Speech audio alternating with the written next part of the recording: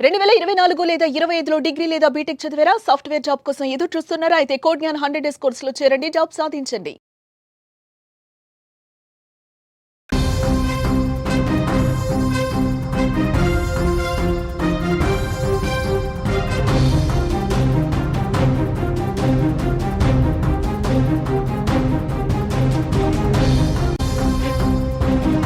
వైష్ణవి అంత్యక్రియలు ముగిశాయి. ఈ నెల 14న గండికోటలో దారుణంగా హత్యకు గురైన వైష్ణవి మృతదేహం పోస్ట్ మార్టం అనంతరం స్వగ్రామానికి చేరుకుంది. వైష్ణవి స్వగ్రామం కడప జిల్లా ఎర్రగుంట్ల మండలం హనుమాన్ గుత్తి గ్రామం. అక్కడే ఆమెకు అంత్యక్రియలు నిర్వహించారు. వైష్ణవిని కడసారి చూసేందుకు కుటుంబ సభ్యులతో పాటు గ్రామస్తులు పెద్ద ఎత్తున చేరుకొని కన్నీటి భావోద్వేగాల మధ్య వైష్ణవిని కడసారి కార్యక్రమం నిర్వహించారు.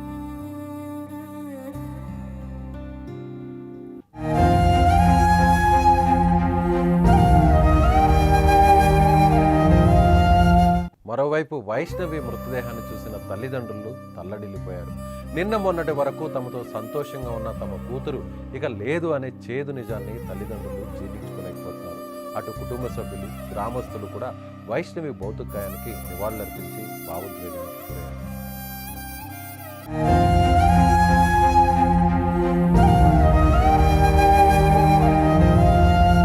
కడప జిల్లా ఎర్రగుంట్ల మండలం హనుమాన్ గుత్తికి చెందిన పసుపులేటి కొండయ్య, దస్తగిరమ్మ దంపతుల కూతురు వైష్ణవి. కొండయ్య కుటుంబం చదువుల నిమిత్తం ప్రొద్దుటూరు గాంధీ రోడ్లోని సార్వకట్ట వీధిలో నివాసం ఉంటున్నారు. వైష్ణవి ప్రొద్దుటూరులో ఓ ప్రైవేట్ జూనియర్ కాలేజీలో ఇంటర్ 2వ సంవత్సరం చదువుతోంది. సోమవారం ఉదయం కాలేజీకి వెళ్తున్నా అంటూ ఇంటి నుంచి బయలుదేరింది వైష్ణవి. కాలేజీకి రాలేదని తెలుసుకున్న వైష్ణవి ఫ్రెండ్స్ వెంటనే లెక్చరర్కు విషయాన్ని తెలిపారు. అయితే లెక్చరర్లు వెంటనే వైష్ణవి సోదరుడు కొండయ్యకు ఫోన్ చేశారు. కాలేజీకి వెళ్లి వైష్ణవి స్నేహితులను ఆరా తీయగా గండికోటకు వెళ్ళిందని చెప్పుకొచ్చారు. కుటుంబ సభ్యులందరూ ప్రొద్దుటూరులో సాయంత్రం వరకు వెతికినా ఆచూకీ లభించలేదు. దాంతో ప్రొద్దుటూరు 1 టౌన్ పోలీస్ స్టేషన్లో ఫిర్యాదు చేశారు కుటుంబ సభ్యులు. మంగళవారం ఉదయం గండికోటలోని రంగనాథ స్వామి ఆలయం వెనుక భాగంలోని ముళ్ల పొదల్లో వైష్ణవి మృతదేహం లభించింది. ఇక ప్రస్తుతం గండికోట మర్డర్ మిస్టరీ కేసును ఛేదించేందుకు పోలీసులు అన్ని కోణాల్లో దర్యాప్తు చేస్తున్నారు. జూలై 14 ఉదయం 8:30 గండికోటకు చేరుకున్న వైష్ణవి లోకేష్ 10:40 లోకేష్ ఒక్కడే తిరిగి వెళ్ళినట్లు సీసీ కెమెరాలు చూపిస్తున్నాయి. మధ్యాహ్నం 12 గంటల ప్రాంతంలో వైష్ణవి హత్య జరిగినట్లు వైద్యులు ప్రాథమిక నివేదిక ఇచ్చారు. హత్య ఎవరు చేశారనే కోణంలో పోలీసు విచారణ ప్రస్తుతం కొనసాగుతోంది. ఇప్పటికే లోకేష్ను పోలీసులు అదుపులోకి తీసుకుని విచారిస్తున్నారు. వైష్ణవి హత్య కేసును ప్రభుత్వం సీరియస్గా తీసుకుంది. విద్యార్థిని కుటుంబానికి న్యాయం చేయాలని ముఖ్యమంత్రి చంద్రబాబు, ఉప ముఖ్యమంత్రి పవన్ కళ్యాణ్ అధికారులను ఆదేశించినట్టు తెలుస్తోంది.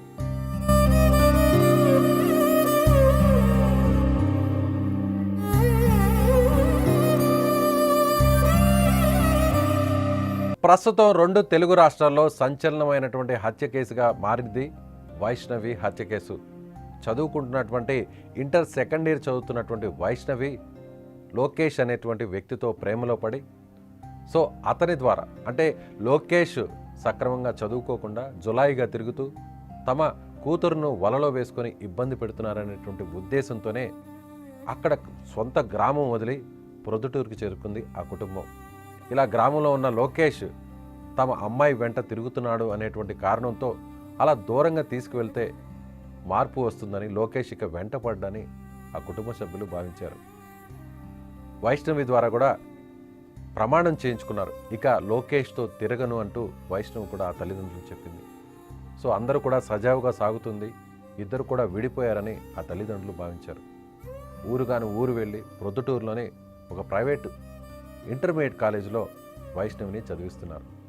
అలా వైష్ణవి రోజు కాలేజీకి వెళ్తూ ఇంటర్ 2nd ఇయర్ చదువుతున్నటువంటి వైష్ణవి సోమవారం కూడా కాలేజీకి వెళ్తున్నానమ్మా అంటూ బయలుదేరింది. ఇంతలోనే కాలేజీ నుంచి ఫోన్ వచ్చింది ఆ తల్లిదండ్రులకి. తల్లికి ఫోన్ రావడంతో మీ కుమార్తె కాలేజీకి రాలేదు, క్లాస్కి అటెండ్ కాలేదు, ఎక్కడికి వెళ్ళారు అంటూ అడగడంతో వెంటనే అక్కడ షాక్ అయినటువంటి తల్లి, అతని సోదరుడు పెదనాన్న కుమారుడు సురేంద్ర కూడా అక్కడే ఉండడంతో సొంత ఊరి నుంచి నేరుగా మళ్ళీ తిరిగి ప్రొద్దుటూరుకు వెళ్ళారు. ఆ తర్వాత వైష్ణవి స్నేహితులు ఇచ్చినటువంటి సమాచారంతో గండికోటకు వెళ్తున్నానని చెప్పింది వైష్ణవి అంటూ వాళ్ళ ఫ్రెండ్స్ చెప్పడంతో అనుమానం వచ్చినటువంటి ఆ కుటుంబ సభ్యులు మళ్ళీ లోకేష్తో చెప్పా పెట్టకుండా బయటకు వెళ్ళిందంటే లోకేష్తోనే ఇంకా తిరుగుతుంది, లోకేష్ ప్రేమ మాయలోనే ఇంకా ఉంది అనేటువంటి అనుమానంతో లోకేష్ కుటుంబ సభ్యులు లోకేష్ స్నేహితులకు ఫోన్ చేయడంతో లోకేష్కు ఈ విషయం తెలిసింది. అయితే లోకేష్ అక్కడి నుంచి నేరుగా వెనక్కి వచ్చేసాడు. వెనక్కి వచ్చేస్తున్నటువంటి దృశ్యాలు కూడా ఆ సీసీటీవీ ఫుటేజ్ కూడా బయటకు వచ్చింది. లోకేష్ వైష్ణవిని గండికోటకు తీసుకువెళ్తున్నటువంటి దృశ్యాలు, ఆ తర్వాత అక్కడ వదిలిపెట్టి మళ్ళీ బయటకు వచ్చినటువంటి దృశ్యాలు కూడా బయటకు వచ్చాయి. అందరూ కూడా లోకేషే పొట్టన పెట్టుకున్నాడు, లోకేషే దారుణంగా హత్య చేశాడు, లోకేషే దారుణంగా అఘాయిత్యం చేసి మానభంగం చేసి చంపేసి ఈ విధంగా వైష్ణవి ఒంటి మీద బట్టలు లేకుండా దారుణంగా చంపేశాడని భావించారు. కానీ పోలీసులు మాత్రం తమ వద్ద దొరికినటువంటి ఆధారాలు ఫుటేజ్ ద్వారా ఒక స్పష్టమైన నిర్ణయానికి వచ్చి లోకేష్ ఈ హత్యలో పాల్గొనలేదు, లోకేష్ ఈ హత్య చేయలేదని చెప్పారు. దాదాపు 4 రోజులు గడుస్తుంది. పోలీసులు దీని వెనుకున్నటువంటి హత్య చేసినటువంటి ఆ క్రూరుణ్ణి వెతికేటువంటి పరిస్థితుల్లో ఉన్నారు. వెతికేటువంటి క్రమంలో భాగంగానే ప్రతి ఆధారాన్ని కూడా క్షుణ్ణంగా పరిశీలిస్తున్నారు. అయితే సరిగ్గా 4 రోజుల తర్వాత 4వ రోజు చనిపోయినటువంటి 4వ రోజు తర్వాత ఇవాళ వైష్ణవికి అంత్యక్రియలు జరిగాయి. 2 రాష్ట్రాల్లోనే సంచలనంగా మారినటువంటి ఈ కేసు, వైష్ణవిని అంత దారుణంగా చంపింది ఎవరు? వైష్ణవిని చంపడమే కాకుండా వైష్ణవి ఒంటి మీద కూడా బట్టలు లేకుండా చేసినటువంటి ఆ దుర్మార్గుడు ఎవరు? మొదట ప్రియుడు అనుకున్నారు, ఆ తర్వాత పరువు హత్య అని భావించారు.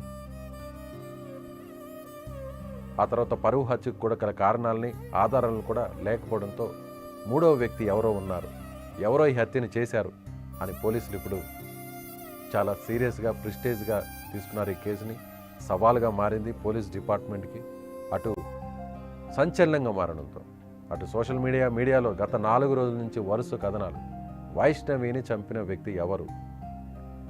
ఈ మిస్టరీని ఛేదించడానికి పోలీసులు అన్ని రకాల ప్రయత్నాలు చేస్తున్నారు. ఇప్పుడు వైష్ణవి అంత్యక్రియల్లో గ్రామం అంతా కూడా ఏకమై అంత్యక్రియల్లో పాల్గొన్నారు. ఆ తల్లిదండ్రులు వైష్ణవి మంచిగా చదువుకొని ఉన్నత శిఖరాలకు చేరుకుంటుందని, ఈ జులాయిగా తిరిగే లోకేష్ ప్రేమ మాయ నుంచి బయటపడిందని, ఇకపై ప్రశాంతంగా ఉంటుందని, ఇంటర్మీడియట్ చదివి ఆ తర్వాత గ్రాడ్యుయేషన్ పూర్తి చేసి ఒక మంచి స్థితిలో ఉంటుందని తాము భావించామని, చివరకు ఈ విధంగా ఒక శవంలా మారి విగత జీవిలా మారి తమ గ్రామానికి వస్తుందని ఊహించలేకపోయామని ఆ కుటుంబం చెప్తోంది.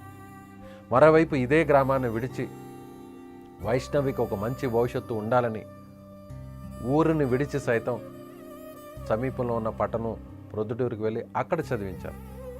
ఊర్లో లోకేష్తో ఇబ్బందులుంటాయని, లోకేష్ మాయ మాటలు నమ్మి, లోకేష్ ప్రలోభాలకు గురై, లోకేష్ ప్రేమ మాయలో పడి జీవితాన్ని ఎక్కడ నాశనం చేసుకుంటుందని, ఎక్కడ తమ బిడ్డకు తమకు దూరం అవుతుందనేటువంటి భావనతో ఆ తల్లిదండ్రులు నేరుగా వేరే పట్టణంలో తీసుకెళ్ళి కుటుంబంతో సహా అక్కడికి వెళ్ళి అక్కడే ఉంటూ అక్కడే జీవిస్తూ తన కుమార్తెను కాలేజీలో జాయిన్ చేశారు.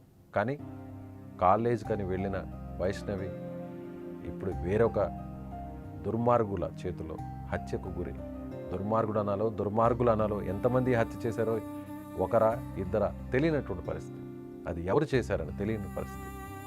వాళ్ళ చేతులు ప్రాణాలు పోగొట్టుకున్న వైష్ణవి తిరిగి ఒక మంచి భవిష్యత్తుతో ఒక మంచి ఉన్నత స్థానంలోకి వెళ్ళి తిరిగి గ్రామానికి వస్తుందని భావించినటువంటి ఆ గ్రామస్తులు, ఆ కుటుంబం, ఆ తల్లిదండ్రులు ఇలా ఇంత దారుణంగా చంపబడి ఇలా శవంగా, మృతదేహంగా, డెడ్ బాడీతో వెనక్కి వస్తుందని ఎవరు ఊహించలేకపోయారు.